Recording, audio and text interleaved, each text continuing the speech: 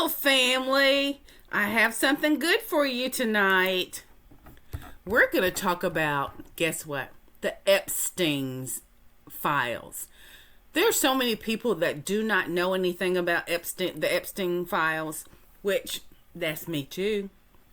But I want to put it out there for people that really want to know, and I have a mini series. So, welcome to Brynn's Porch Empires, and I'm Brynn. Tonight you're listening to Brynn's Porch Files, Brynn's Hot Mic and Headlines, and Brynn's Unboxed Brains. I have several podcast family, and this is where this Epstein miniseries will be. It's part of the Epstein's Files miniseries. In this first episode, the early years, we step back into Brooklyn, into classrooms, into the ordinary beginnings of a man whose life would later symbolize privilege, secrecy, and civil failure. I guess you're wondering, why begin here? Because corruption does not start with headlines. It begins in silence, in small compromises, in doors open without merit. You see, Epstein's story is not only about crimes committed decades later, it's about how charm and networks can bend systems from the very start, family. By tracing his early paths from a working class upbringing to teaching at Dalton School without a degree. Yes, he didn't even have a degree, and he was teaching. We see how privilege was manufactured, how accountability was distorted, and how civil standards were quietly undermined. You see, this episode lays the foundation for everything to come. We will explore how Epstein's early years shaped his ambition, how networks opened doors, and how charm became his shield. Yeah, he was charming, family. As we walk through this series together, remember the roots matter. To understand the crimes, the outrage, and the legacy, we must first understand the soil in which they grew. So that means we got to go back to see how all this started. And then we'll dig deep into what happened over the years and what led to his prison life and ultimately till his death. Family, I have 3 points to make about Epstein. And like I said, this is a mini series. The first section, let's talk about Epstein's Brooklyn roots. You see, Jeffrey Epstein's story begins in Brooklyn, New York in 1953. He was born into a working class family in the Coney Island area, far removed from the elite circles he would later inhabit. His father worked for City Parks Department, which is a regular job, but it pays well. Anytime you work for the city, it pays well. Well, it pays well enough to have a decent life. And his mother managed the household, which she was a housewife. Epstein attended Lafayette High School, a large public school known for producing students with strong academic and artistic talents. From early on, he showed a gift for mathematics and science, subjects that gave him confidence and a sense of distinction among his peers. Excuse me. Yet, despite his academic promises, family, Epstein never completed a college degree. What do you think about that? But I'm going to tell you where he's going. Let me say it again. Yet, despite his academic promise, Epstein never completed a college degree. He never received one. He enrolled at Cooper Union and later at NYU's Courant Institute of Mathematical Science. Let me spell that word for you. Courant. He enrolled at Cooper Union and later at NYU's Courant Institute of Mathematical Science, but left both without graduating. So in most cases, this would have been a barrier to advancement, especially now. For Epstein, however, it became an early lesson in how rules can bend. for certain people. He discovered that charm, his confidence, and the ability to project intelligence could substitute for credentials. Yeah. See, Brooklyn in the 1950s and 60s was a place of grit and ambition. Families like Epstein's valued hard work and stability. But the city also exposed young men to the allure of upward mobility. Epstein learned to navigate between these worlds. He was grounded in modest beginnings, yet drawn to the promise of elite access. You see, his early years reveal a tension between merit and privilege. He had talent, but he also relied on his personality, which he had a great personality, and persuasion to open doors. This foundation matters. It foreshadows the pattern that would define his life. Ordinary roots transformed into extraordinary privilege, not through achievement alone, but through networks, manipulation, and the bending of civic standards. Let's look at section 2. Dalton School and charm versus merit. Epstein's first major break came in the mid-1970s when he was hired to teach math and physics at the prestigious Dalton School in Manhattan. You see, this was an elite private institution known for educating the children of New York's wealthiest families. What makes this moment remarkable is that Epstein had no college degree. He did not have any formal teaching certification and no traditional credentials. Yet Dalton opened its doors to Epstein. This hiring decision reveals much about privilege and perception. Dalton valued charisma, confidence, and the ability to project intelligence, which qualified Epstein's possession in abundance. You see, he dressed sharp, spoke with authority, and carried himself as if he belonged amongst the elite. See, that confidence, his charm, and dressing well, it got him further in life, family. I'm not saying for everybody, but some people have that type of a swagger. In a system that should have prioritized merit, charm became the deciding factor for this school. This school, Dalton, was more than a teaching job. It was Epstein's gateway into networks of influence. Parents of Dalton's students were financiers, lawyers, and cultural leaders. By impressing them, Epstein gained access to circles far beyond his Brooklyn roots. One of those connections was Alan Greenberg. Then he was the CEO of Bear Stearns. Let me spell that last word for you. Bear, B-E-A-R, Stearns, S-T-A-R-N-S. Let me say this again. One of those connections was Alan Greenberg, then the CEO of Bear Stearns, who would later bring Epstein into the world of finance. The civic lesson here is clear. When institutions prioritize image over substance, accountability suffers, family. Epstein's presence at Dalton was not about his teaching ability alone. It was about the perception of him belonging. This moment foreshadows the pattern that would define his life. Doors opening not because of his merit, but because of charm, manipulation, and proximity to privilege.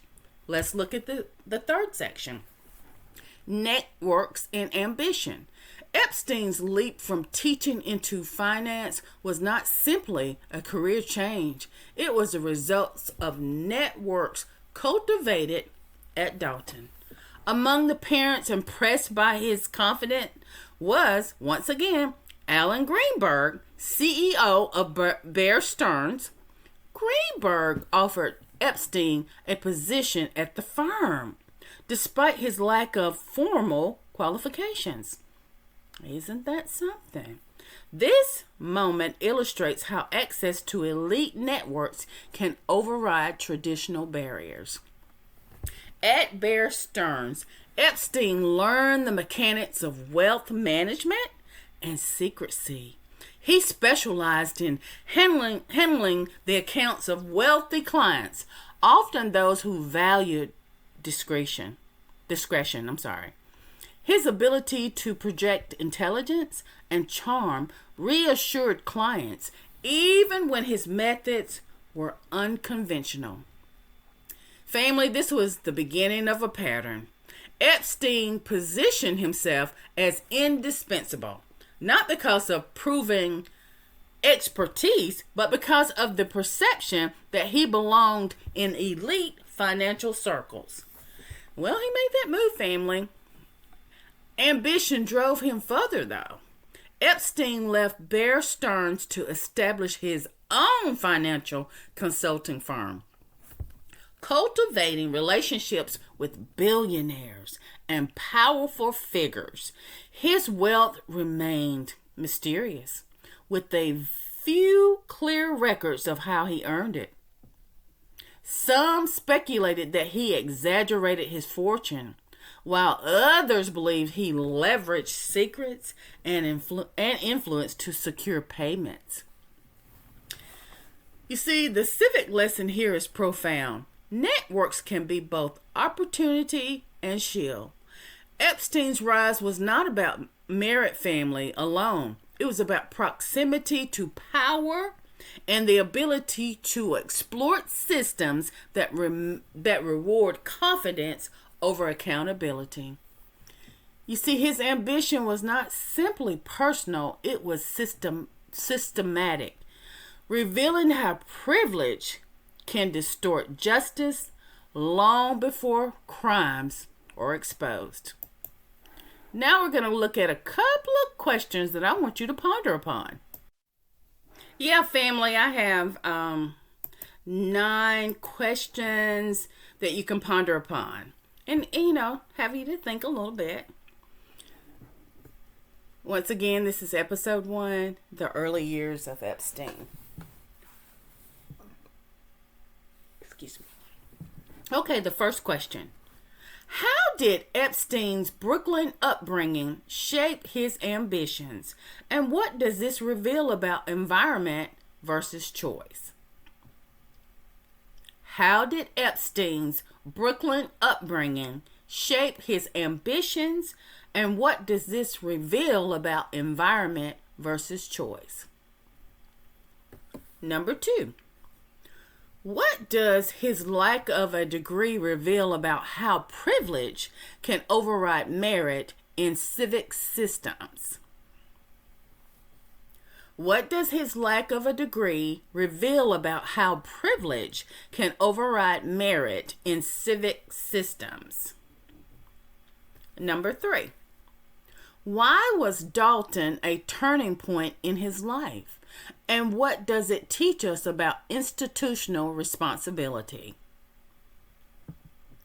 Why was Dalton a turning point in his life? And what does it teach us about institutional responsibility? Number 4. How do networks influence future power, and where do we see similar patterns today? How do networks influence future power, and where do we see similar patterns today? Number 5. What lessons can we learn about charm versus merit when evaluating leaders or influencers? What lessons can we learn about charm versus merit when evaluating leaders or influencers? Number 6. How does history show that ordinary beginnings can lead to extraordinary privilege? And what warnings does that carry? How does history show that ordinary beginnings can lead to extraordinary privilege? And what warnings does that carry? Number 7. Why is it important to study the early years before the crimes? And how does this shape our understanding of accountability? Why is it important to study the early years before the crimes? And how does this shape our understanding of accountability? Number 8. How do small choices in your youth ripple into adulthood? And what does that mean for civic responsibility? How do small choices in youth ripple into adulthood? And what does that mean for civic responsibility? And finally, number 9.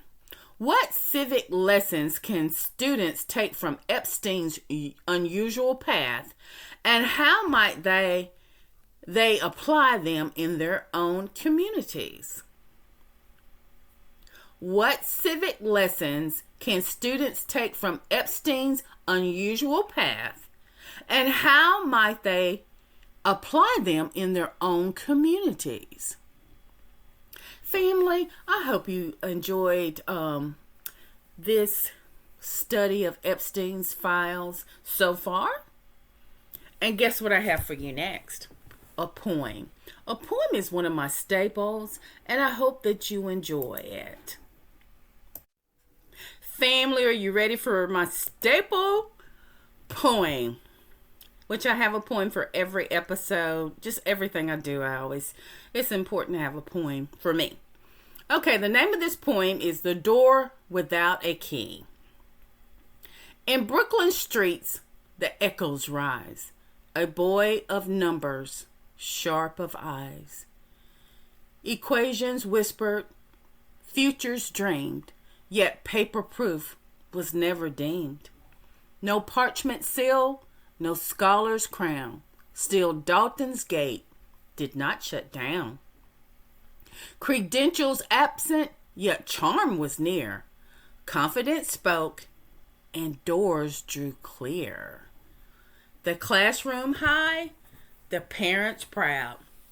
Networks gathered, whispers loud. A teacher's mask, a student's gaze, privilege lit his early days. What merit lacked, ambition claimed. What rules denied, his charm reframed. The system bent, the silence stayed, and justice slept while pathways swayed. The door without a key swung open, swung wide. Ambition entered, truth denied. Charm became the shield he wore. Privilege opened every door. And so begins the tale we trace of networks built of civic space. A boy from Brooklyn, ordinary start. A man of shadows, hidden art. Family, I hope you like that poem. I really do. Family, now we're at the point where you're going to hear my thoughts, my reflection. Family, tonight's lesson reminds us that privilege often begins quietly in places where rules should matter most. You see, Epstein's early years show us how charm and confidence can outweigh merit, how institutions bend when image is valued over substance, and how accountability is distorted from the very beginning. Think about Dalton School. It was an elite institution that should have upheld standards, yet it opened the doors to a man without credentials. And I guess you wonder why? Why? It's because he projected belonging. because networks whispered that he fit in. This is not just Epstein's story, it is a civic warning. When systems prioritize perception over principles, injustice takes root. Think about that. From Brooklyn's modest streets to Dalton's privileged halls, Epstein learned that doors could be opened without a key. You see, he carried that lesson into finance, into wealth, into power. And the pattern repeated. Charm over merit, privilege over accountability, silence over truth. Family, we must ask ourselves, who gets doors open without a key? And who is locked out despite merit? That's something to think about. That question is as relevant today as it was in Epstein's youth. You see, justice demands vigilance. Accountability demands that we see through charm and insist on substance. This is why we begin with the early years, because corruption does not start at the headlines. It starts in the silence, in the bending of rules, in the small compromises that grow into systems of privilege. Family, tonight, in conclusion, tonight we trace Epstein's early years from Brooklyn's modest streets to Dalton's privileged halls, from charm to networks, from merit to manipulation. We saw how privilege can distort accountability, how doors open without credentials, and how silence protects power. Family, this is why we begin here. It was important for us to start before all of this, his early years, the making of him. The early years are not just background, they are the blueprint. They show us how corruption grows quietly, how civic systems bend when image is valued over substance, and how ambition can exploit opportunity without accountability. As we move forward in this series, family, remember, Epstein's crimes did not appear overnight. They were built on patterns established long before headlines. By studying the roots, we prepare ourselves to understand the branches, the wealth, the networks, the crimes, and the civic failures that followed. I invite you to choose one or two of tonight's reflection questions and write your answers in 3 to 5 sentences. Share them in your journals, in the comments, or with your study group. This is how we learn together, by reflecting, by questioning, by refusing silence. Family, truth matters, even when it's uncomfortable. Accountability begins with vigilance. Justice begins with truth. And as we continue the Epstein Files, let us carry forward the lesson of early years. Doors without keys may open, but it is our responsibility to ask why. Family, if you like what you heard tonight and you're looking forward to the next, this is a mini series, so it's 12. Support the Porch, Brynns Sacred Bible Porch. I have a lot of them. Brynns Porch Files, Brynns Hot Mic, and Headlines. Like, comment, subscribe. It doesn't cost a thing to subscribe. It's free. And share it. I have a Cash App, which is Brynns Porch Files. I have PayPal's, BrynnsporchFiles@gmail.com. And guess what? You can buy me a coffee if you like at buymeacoffee.com, which is Brynns Sacred Bible Porch. And guess what? Patreon's coming. It's coming soon with educational goodies. There'll be study guides, bonus breakdowns, and poetic extras. There's going to be a lot of good stuff back there. So family, next time we move from classrooms to boardrooms. In episode 2, From Teacher to Financer, we'll explore how Epstein transitioned into Wall Street, how mentors opened doors, and how wealth became both his shield and his weapon. Guess what? The hush grows louder, the sparkle dims, and privilege begins to take shape. Until next time, family, see you later, Gators. Good night.